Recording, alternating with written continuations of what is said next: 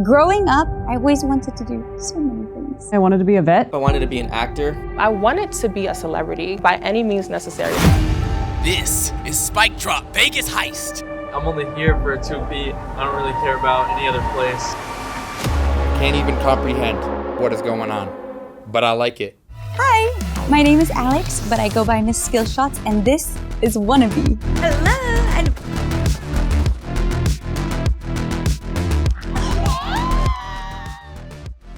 the whole elevated experience has been kind of surreal. We're trying to win $50,000.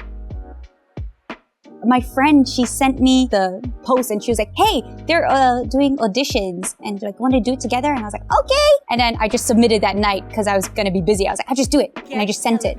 That's why you should have me on the show. Fight sequence. I didn't hear back from them until like minute that they were ending, like saying that they'll get back to us by this date. It was like the end of that date and they're like, hey, we want you to come in. And I was like, oh, cool. I kind of got taken out early. I came in on episode 3, 4, and then episode 5, I got eliminated. It was like a YouTube video and like everyone's was really good. And I didn't get through that round and they were like, you're out, but maybe you can come back in. With a lifeline coming back in for the finale. Lifeline. Is MissSkillShots. MissSkillShots is coming back for the finale. Wow, resurrected. All the way from Korea. And I was like, oh, okay. And then they did a chat vote and they voted me back in and I didn't have to do episode 6, 7, 8. I didn't have to do them. And then I got to skip all of the hard stuff and now I'm back.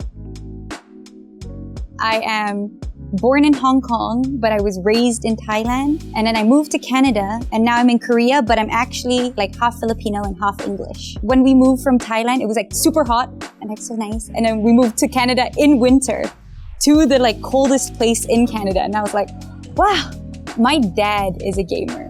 He's probably the one who started us. Like we had like Game Boys and stuff. But I would always get the secondhand games that my brother had. I would get the next one. And then my dad had like PlayStation 2. But I would usually like sit and watch them play. And then I had my own games. Like I had a horse riding Barbie game that I had to, no one ever wanted to play it. So I started leaning more towards what they were playing. My brother always used to go to the internet cafe because we're in Thailand. We don't have our own. And we'd like save up every week. We'd like collect coins and it's like 10 baht an hour, which is, I think it's not even $1. And we'd save up and we'd like cycle all the way there and just like play games for hours. And then he was always like, don't come with me. These are my friends. He's like sending me home. And then I found my own friend who liked playing at the internet cafe as well. And we'd always go and we'd play like League of Legends. And that's when my competitive nature started.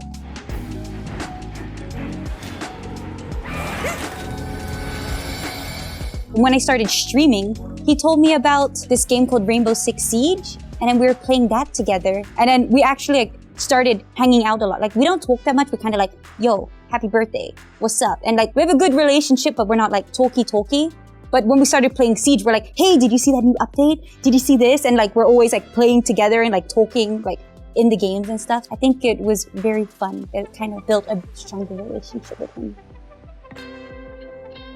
Growing up, I always wanted to do so many things. Every year I was like, I'll do this, I'll do that. And then my mom forced me to do like a vocational while I was in high school. So I was like doing college and high school at the same time. And then I took dental assisting because she said, if I want to do acting, I need a backup plan. And I was like, why do I need a backup plan? And streaming is like the perfect route with acting. I can kind of create my own schedule with streaming. And it can be towards promoting my movies that I would be in.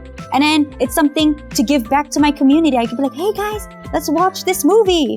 And I just want them to enjoy it with me. After I graduated, I was like, I don't know what to do. And I was like, why don't I just take some community theater just to like kind of get my head into things? And I was like, oh, if I do acting, I can actually do like anything. Because if you play a role, you could be anyone, anywhere, any place, anything. I did an audition and they were like, can you dance? And I just like went full Chandler. Like I was doing this and then I was like doing this and after I was like, why did I do that? So now I don't Chandler dance. I did rollerblading because I wanted to be an actor, but I wasn't very comfortable in front of the camera. So I was like, what should I do? Take some acting classes and stuff, which I did as well. but I wanted to like practice every day kind of, because I was also serving then. Someone told me about Twitch and I was like, I ain't gonna do that. That's not my thing. And then I started watching Twitch and I was like, oh, and I like watched more and I was like, I wanna do it. Like I try. And then I couldn't tell the person because I told them after, but I was shy that I was like, no, I'm not gonna do that. And then I did it.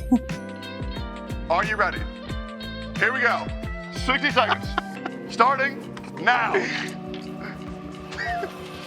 I feel like streaming kind of brought out a different me, if that makes sense. I feel like streaming, I'm kind of a little bit goofy or silly. It's like my own little cozy space. And you don't realize that it's like a lot of people. It just feels like just a group and you're like, ah!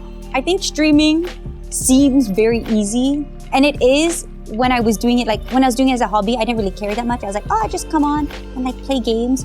But then when I was like, oh, I kind of want to be like maybe a streamer, you realize it's actually so hard because you have to like plan content, make connections, but you want to make sure your connections are authentic and you're meeting the right people. And honestly, it's just planning. It's hard. I need someone to think for me instead.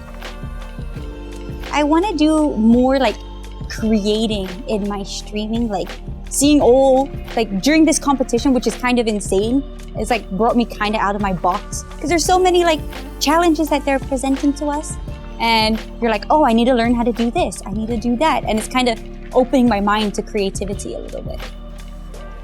I try to always bring a positive into game, especially because I'm in like the competitive gaming and there's a lot of like negativity and like name calling, and especially because I'm a girl playing Rainbow Six, oh my god, there's so much hate, but I always try to like kill them with kindness. I believe it's fun to support other people and you're just like, when you get hype all together, it's always like, ah! In 10 years, I hope that I see myself not regretting. I don't want to live with regrets. Like, why didn't I do this? Why didn't I do that? So that's why I've taken like every opportunity that I have. Hopefully I can be in my first movie by then, and hopefully our chat and our community is growing every day.